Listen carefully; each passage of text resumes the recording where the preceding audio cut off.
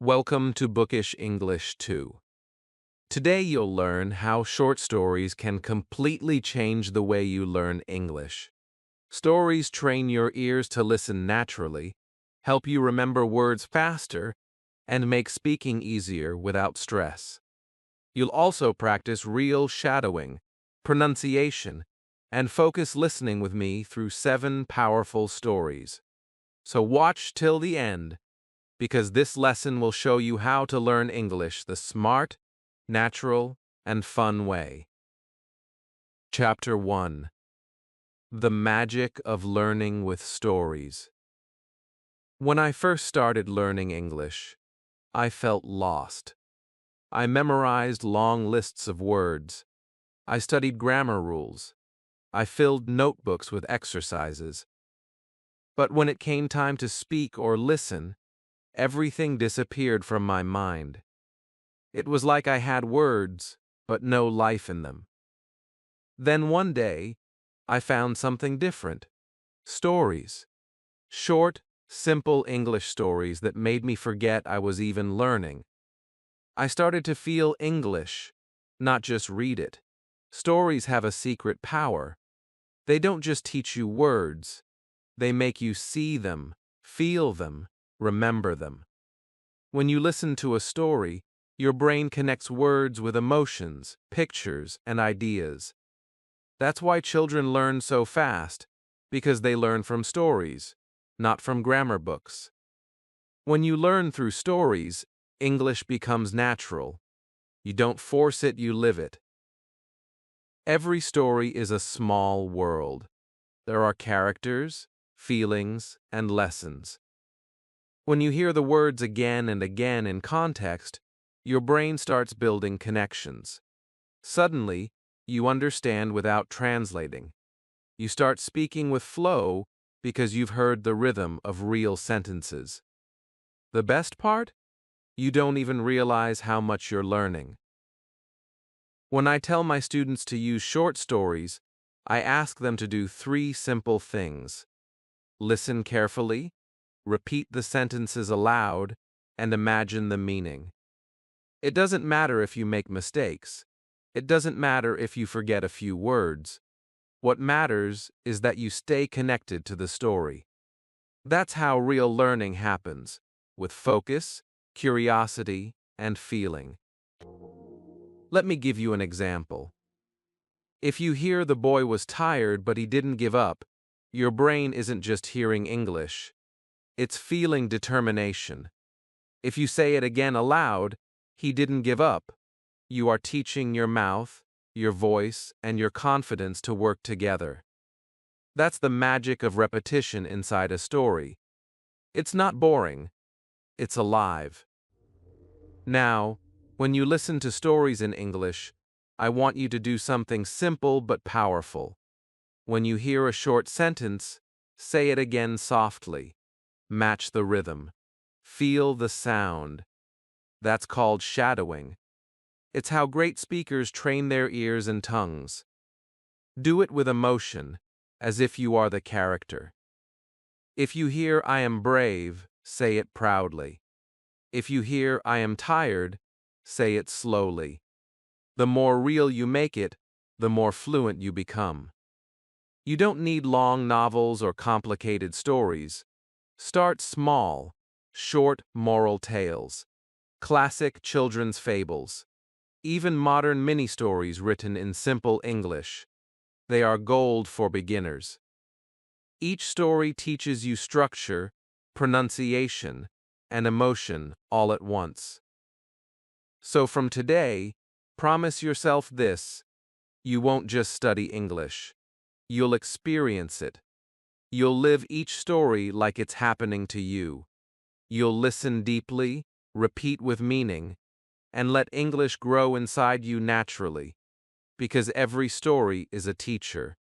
Every character is your friend, and every sentence you repeat is one step closer to fluency. Chapter 2. The Honest Woodcutter. It was a quiet afternoon near a deep forest. A man was working hard cutting wood beside a river. He was poor but content, earning just enough to feed his family. His hands were rough, his clothes were old, but his heart was pure. As he swung his axe again and again, sweat ran down his face. Then, suddenly, the axe slipped from his hand and fell into the river. He looked down in shock. The river was deep and fast. His only tool, the one thing he needed to survive, was gone. For a moment, he stood still. His heart sank. Without that axe, he couldn't earn money. He couldn't cut wood. He couldn't bring food home. He sat on a rock and whispered, "What will I do now?" But instead of complaining, he simply looked at the water with sadness. Then something strange happened. The surface of the river began to shine. A bright light appeared, and from it came an angel holding a golden axe. The angel spoke kindly. "Is this your axe?" The man shook his head and said, "No, that is not mine. My axe was old and made of iron." The angel disappeared again and returned with a shining silver axe. "Is this one yours?" The man smiled sadly. "No, this is not mine either. Mine was just a simple one." The angel looked at him for a moment and smiled. She went back into the water and came up again, this time holding the man's old iron axe. "Is this your axe?" The man's face lit up. "Yes, that's mine. Thank you." The angel looked at him with admiration. "You are an honest man," she said. "You could have taken the golden or silver one, but you chose truth. Take all three. You deserve them." The man could hardly believe it. He bowed his head with gratitude and took the axes. When he returned to his village, people were amazed. They asked how he got the golden axe. He told the truth about what had happened. Some greedy men heard his story and decided to copy him. One of them went to the same river, threw his axe into the water on purpose, and waited. The angel appeared again with a golden axe and asked, "Is this your axe?" The man quickly said, "Yes, yes, that's mine." But the angel frowned and said, "You are not honest." The angel vanished, taking even his old axe with her. The man went home empty-handed. This story isn't just about honesty. It's about who you are when no one is watching. Every time you speak truthfully in English, even when it's hard, you are training not just your language but your character. Say this sentence aloud: "I am honest." Feel how clear it sounds. Say it again: "I speak with truth." When you practice these sentences, don't just repeat words, live them. That's the beauty of stories. They don't just teach you grammar, they remind you what kind of person you want to be. Honesty builds trust, and trust builds confidence. When you speak English with truth, you sound real, strong, and human. So today, learn this small story deeply. Repeat the key words: honest, river, axe, truth, reward. Say them slowly and clearly. You can even shadow the sentences, repeat them softly right after hearing them. The more you feel the meaning, the stronger your English becomes. Because, just like the honest woodcutter, you'll find your reward too. Not gold, not silver, but the power to express yourself with truth and confidence. Chapter 3: The Lion and the Mouse. A great lion was sleeping under a tree on a hot day. His golden mane shone in the sunlight, and the forest was calm around him. Suddenly, a tiny mouse came running across the grass. It didn't see where it was going and ran straight onto the lion's paw. The lion woke up with a loud roar. The little mouse froze. Its small heart was beating fast. The lion lifted his paw and trapped the mouse under it. "Who dares to wake me?" he growled, his deep voice shaking the air. The mouse trembled and said, "I'm sorry, mighty lion. It was a mistake. Please forgive me. Let me go, and one day I will help you." The lion looked at the mouse and started laughing. "You? Help me? You are too small to help a lion." The mouse looked up and said softly, "Maybe one day I can." The lion stared for a moment. His anger melted into amusement. He lifted his paw and let the mouse run away. Days passed. The forest was full of life again. Birds sang, monkeys played, and the lion walked proudly as king of the jungle. But one afternoon, while chasing a deer, the lion got caught in a hunter's net. The ropes were strong, and he couldn't break free. He roared and roared, shaking the trees, but no one came. Hours passed, and his strength began to fade. Just then, he heard a small voice nearby. "Don't worry, my friend. I will help you." It was the same mouse. The mouse climbed onto the net and began biting the ropes one by one. Its teeth worked fast, cutting through the knots. The lion stayed still, watching in silence. After some time, the net fell apart, and the lion was free. The lion stood up, amazed.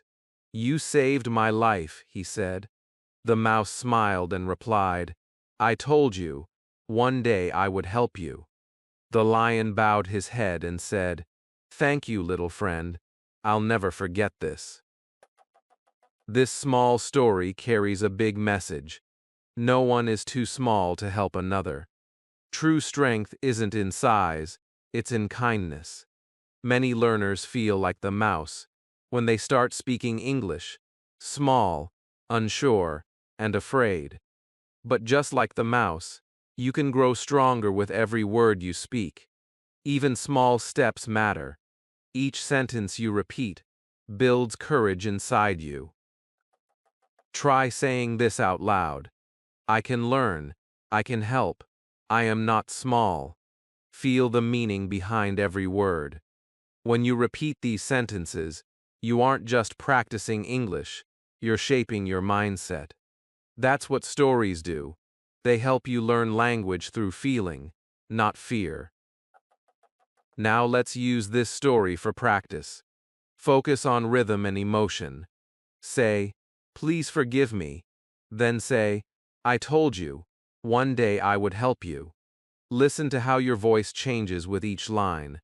The story teaches you how to express emotion, how to sound kind, brave, or thankful. These are real skills you'll use in every conversation. So, remember the lesson from the lion and the mouse. Be kind, be brave, and never think you're too small to improve. English fluency grows like friendship, through trust, practice, and patience. Chapter 4. The Thirsty Crow. It was a hot summer day, the sun was burning bright in the sky, and the air felt heavy and still. A crow was flying from one tree to another, searching for water. His throat was dry, and his wings felt tired. He looked around, but every pond had dried up, and every pot he found was empty. The more he flew, the weaker he became. But still, he didn't stop. He kept going, because giving up would mean dying of thirst. After a long time, he saw a small clay pot in a garden. His heart filled with hope. He flew down quickly and looked inside. There was some water, but it was at the bottom. The crow tried to reach it with his beak, but it was too deep. He pushed the pot, but it didn't move.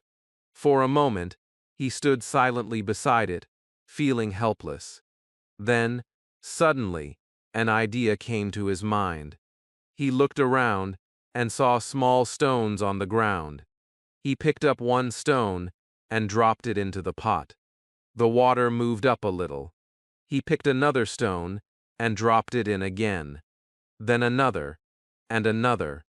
The water slowly began to rise. The crow became more excited. His wings trembled with energy again. He kept picking up stones, one after another, without stopping.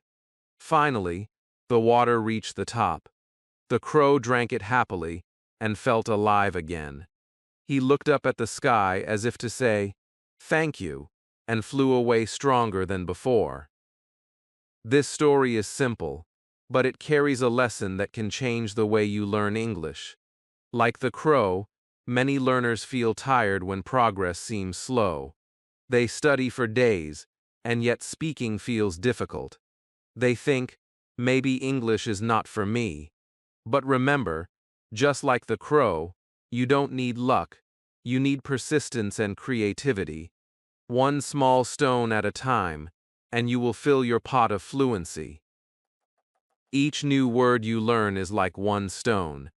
Every sentence you repeat is another. Every video you listen to is one more step. It may feel slow, but every effort counts. Say these sentences out loud. I will keep going. I am learning. I will not give up. These are not just words, they are your promise to yourself. When you practice English, think like the crow. Don't fly away when things feel hard. Think, what can I do differently? Maybe listen to easier stories. Maybe repeat after the speaker. Maybe speak to yourself when no one is around. Each small idea brings you closer to your goal. Now let's use this story to improve pronunciation and rhythm. Say, the crow was thirsty. Then say, he didn't give up. Notice how your voice changes. You sound more confident when you believe what you say. This is the power of stories. They connect words with emotion. When you feel the meaning, you remember it. The crow's victory wasn't big, but it was real. He didn't find water by chance, he made it happen. And you can too. Even if your English feels limited now, your effort will raise your level, slowly but surely. Just like the water in the pot, your progress will rise one drop at a time. So keep flying, keep trying, keep believing that your hard work will bring results. You are not too late, not too weak, and not too far behind. You are learning, and that is enough. Chapter 5: The Boy Who Cried. There once was a young shepherd who looked after a flock of sheep on a small hill near his village.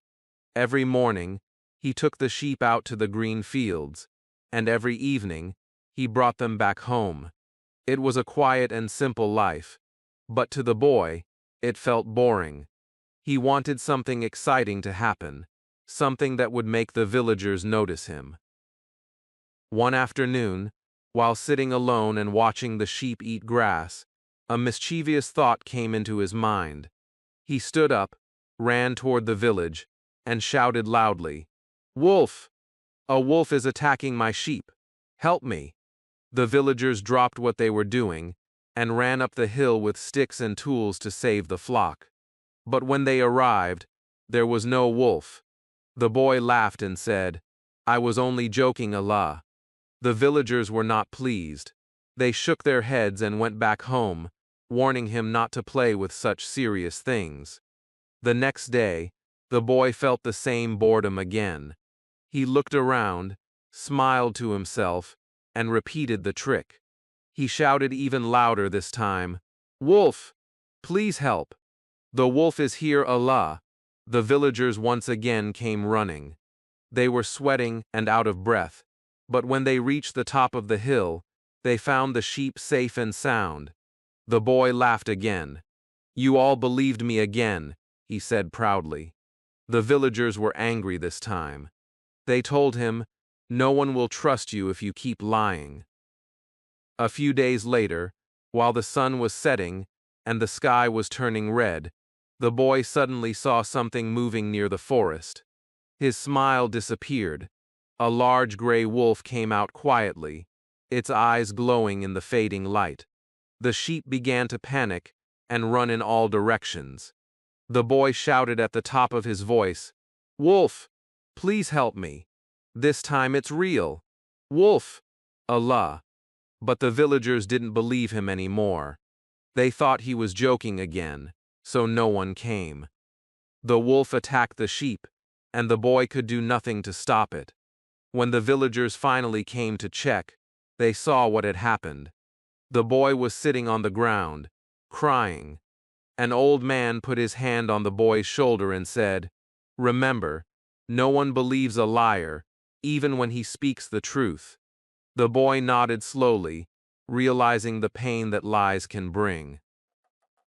This story teaches one of the most important lessons for life and for learning English. Honesty builds trust, and trust builds connection. When you practice speaking English, don't try to sound perfect or pretend to know everything. Speak honestly, speak simply, and people will understand you. Say these lines aloud. I speak truthfully. I want to learn. I will not give up. Feel the meaning in your voice. Every time you repeat words with truth, your confidence grows. Now, take this story as a practice. Use it to train your pronunciation and feeling. Say, "Help! The wolf is coming, Allah." Then, say softly, "No one believed him." Notice how your tone changes between fear and sadness. That change in tone is what makes your English sound alive. The boy lost the trust of others because he used his words without honesty. But you can use your words to build trust, to share truth, and to inspire others. Let your English always carry your real voice, not a fake one. Truth makes language beautiful. Chapter 6. The Golden Egg. A poor farmer once lived with his wife in a small village. They worked hard every day, from sunrise to sunset, trying to earn enough to survive. Their clothes were simple, their meals were plain, and their house was made of mud and wood. Yet, they were honest people who never took what wasn't theirs. One morning, as the farmer went to feed his goose, he noticed something shining in the nest. He picked it up and was amazed. It was an egg, but not an ordinary one. It was made of pure gold. His hands trembled as he held it. He called his wife, and both stood staring at it in disbelief. They checked again and again to see if it was real. It was heavy and bright. The farmer said softly, "Our goose laid this. Can you believe it?" His wife smiled with joy. "We are rich," she said. They took the egg to the market, sold it, and earned a large sum of money. That night they thanked the goose again and again. The next morning, something incredible happened again. There was another golden egg in the nest. The farmer's heart filled with happiness. Every day after that, the goose laid one golden egg. Slowly, their life began to change. They bought better clothes, repaired their home, and had food on the table every night. The neighbors were surprised at their sudden fortune. Some even became jealous, whispering among themselves, wondering how the poor couple had become rich so quickly. But with time, greed started growing in the farmer's heart. He began to think, why wait for one egg every day? If the goose can give golden eggs, then surely there are many more inside her. His wife tried to calm him, saying, "Be patient. The goose has changed our life already." But he couldn't stop thinking about the gold inside. One day, he made a decision. He took a knife, and with shaking hands, he killed the goose. When he cut it open, his face turned pale. There was nothing inside. No gold, no eggs, just silence. He stood still, realizing his terrible mistake. His wife cried, "You have killed our luck. You have destroyed our future." The farmer dropped to his knees, full of regret. They had lost everything because they couldn't wait. The days passed, and soon they were poor again. The house became quiet, and the once happy couple returned to the hard life they once had. This story gives a simple but powerful message. Good things take time. Many learners want quick results. They want to speak fluently after 1 week, or sound perfect after 1 month. But just like the goose, progress grows slowly, one golden word at a time, one golden sentence each day. You cannot rush learning. Patience gives you real fluency. Say these sentences out loud. I will learn step by step. I am patient. My progress is real. Feel the meaning of each word. Every time you repeat a sentence, it's like receiving another golden egg. The more you practice with calmness and belief, the more your English will shine. So remember this lesson. Don't rush. Don't compare. Your growth is already happening quietly, word by word. Like the farmer, you have a goose inside you, your mind, your focus, your effort. Take care of it. Feed it daily with practice, and it will reward you with confidence and fluency. Chapter 7. The Secret of Stories. There is something special about stories that no textbook or grammar rule can ever give you. A story stays in your heart. You may forget a rule, but you never forget how a story made you feel. You remember the sound of words, the tone of voices, and the emotions behind them.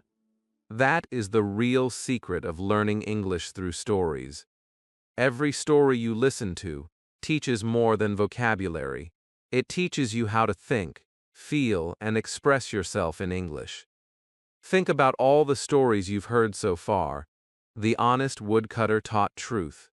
The lion and the mouse showed kindness. The thirsty crow reminded you to stay clever. The boy who cried wolf warned about trust.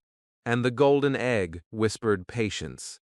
Each one was short, simple, but full of life lessons.